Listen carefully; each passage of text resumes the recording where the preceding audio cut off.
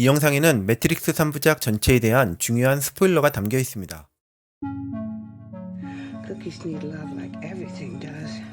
오라클은 인간이 아닌 프로그램입니다. 그런데 왜 그녀는 인간을 돕는 것일까요?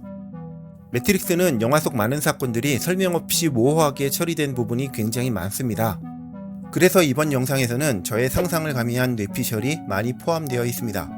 하지만 최대한 영화에 주어진 단서들을 바탕으로 추정해보려고 노력했으니까요. 재미로 가볍게 들어주시면 감사하겠습니다.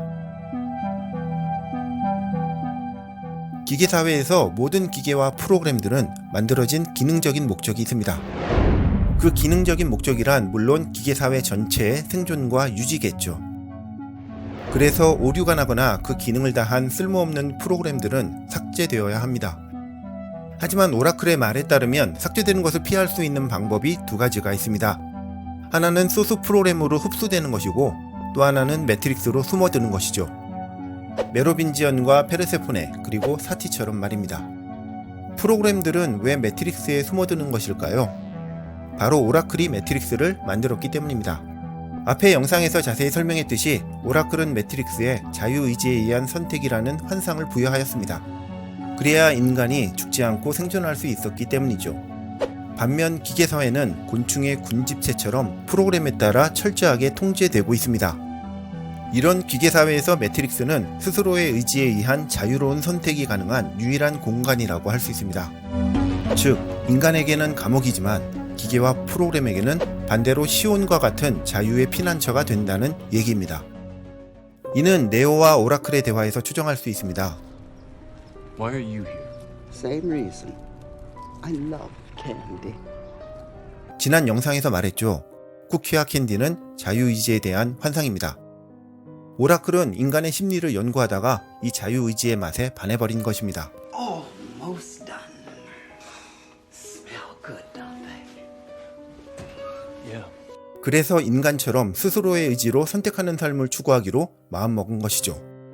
설사 그 자유의지가 모두 프로그램된 환상일 수는 있지만 기계와 같은 생존 자체를 위한 생존보다는 이쪽이 훨씬 가치와 의미가 있다고 생각을 한 것입니다. 결국 오라클의 궁극적인 목적은 인류의 해방도 아니고 매트릭스의 파괴도 아니었습니다. 바로 매트릭스의 존속이었습니다. 그녀는 매트릭스 안에서 기계도 인간처럼 살기를 원했던 것입니다. 그래서 오라클에게는 아키텍트를 도와서 매트릭스 안정화 프로젝트를 시행할 동기가 있었습니다.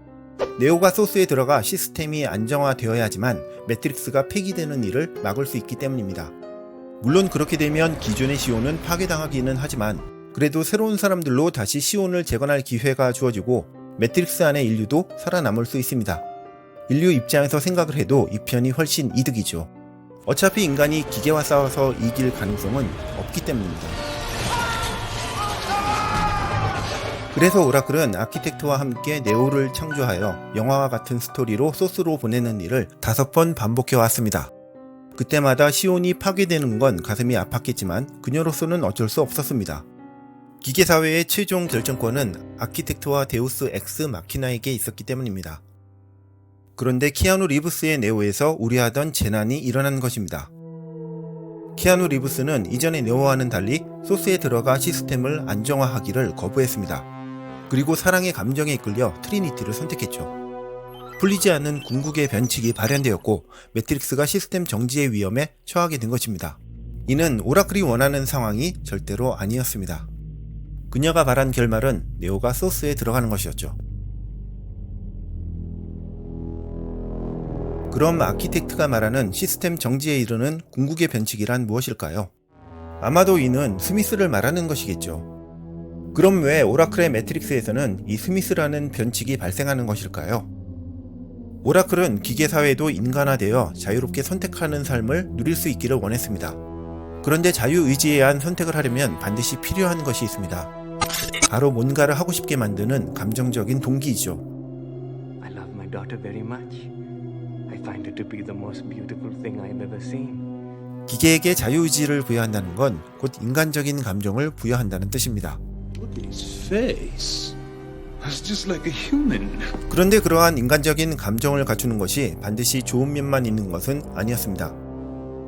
인간은 네오와 트리니티처럼 숭고한 사랑을 느낄 수도 있지만 동시에 스미스처럼 무한한 증오도 느낄 수 있기 때문입니다.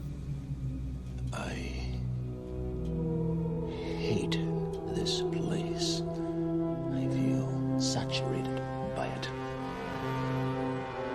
I can taste your stink. Every time I do, I fear that I've somehow been infected by it. It's repulsive. 이것이 오라클의 매트릭스가 품고 있던 치명적인 변칙이었습니다. What is he? He is you. You're opposite. You're negative. The result of the equation trying to balance itself out. 오라클의 말대로 사랑과 증오는 방정식의 양변처럼 서로 맞물려 있는 감정입니다. 사랑을 해보신 분이라면 이를 경험과 직관으로 알고 계실 겁니다. 이는 실제로 뇌과학 실험에서도 밝혀진 바가 있습니다. 2008년 런던 대학의 신경과학자 세미르 제티는 사랑과 증오를 느낄 때 사람의 뇌를 스캔하는 실험을 했습니다. 결과 사랑과 증오 모두 뇌의 같은 부위가 활성화되는 것을 발견했습니다. 이는 정신분석학의 아버지 프로이트가 말하는 에로스와 타나토스 개념과도 유사합니다. 프로이트에 의하면 에로스는 삶을 추구하는 충동입니다. 사랑이나 성욕 같은 것이죠. 반대로 타나토스는 공격적인 파괴적 성향으로 구성되는 죽음의 본능입니다. 인간의 가장 중요한 이 두 가지 감정은 마치 동전의 양면처럼 항상 붙어 다닙니다. 이것이 바로 오라클의 매트릭스가 가진 딜레마였습니다. 그녀의 매트릭스에서는 프로그램들이 사랑을 느끼기도 하지만 동시에 증오심도 느낀다는 점이 문제였습니다.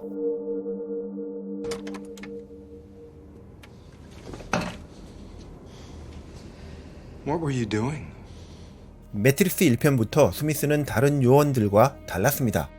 다른 요원들은 감정이 없이 덤덤한데 그는 모피우스에게 인간적인 증오심을 마구 드러내었죠. 2편에서 플러그를 뽑고 자유로워진 스미스는 강렬한 증오심에 이끌려 매트릭스 안의 모든 것을 흡수하기 시작합니다. 이렇게 인간적인 감정에 의해 기계사회가 통제불능에 빠지는 사태를 아키텍트와 데우스 엑스 마키나가 용납할 리가 없습니다. 그들은 과거 인간과의 전쟁에서 인간의 증오심과 파괴성을 충분히 경험을 했습니다.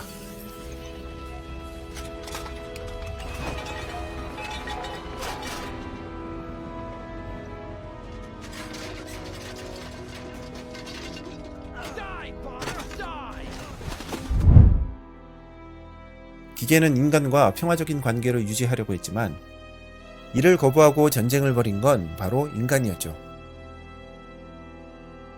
지금까지는 네오가 소스에 들어감으로써 이 증오의 바이러스를 제거하는 데 성공을 했습니다. 하지만 이번 네오는 소스에 들어가기를 거부함으로써 이 증오의 바이러스가 퍼지는 것을 막을 수 없게 되었습니다. 그러니 아키텍트 입장에서는 매트릭스를 포기하고 인류를 끝장내는 것이 가장 합리적인 선택이었죠. 하지만 오라클은 이러한 위험에도 불구하고 자유의지를 지켜내고 싶었습니다. 그래서 그녀는 아키텍트와 데우스 엑스 마키나를 상대로 아주 위험천만한 자해 공갈극을 벌이게 됩니다. 이번 영상으로 매트릭스는 마무리하려고 했는데요. 너무 길어져서 마지막으로 한 번만 더 끊겠습니다. 다음 시간에는 오라클이 기계사회에 어떻게 인간의 감정을 이식하려고 했는지 뇌과학의 관점에서 한번 살펴보도록 하겠습니다. 그럼 이곳의 지하철역 이름이 무엇을 의미하는지도 밝혀질 것입니다.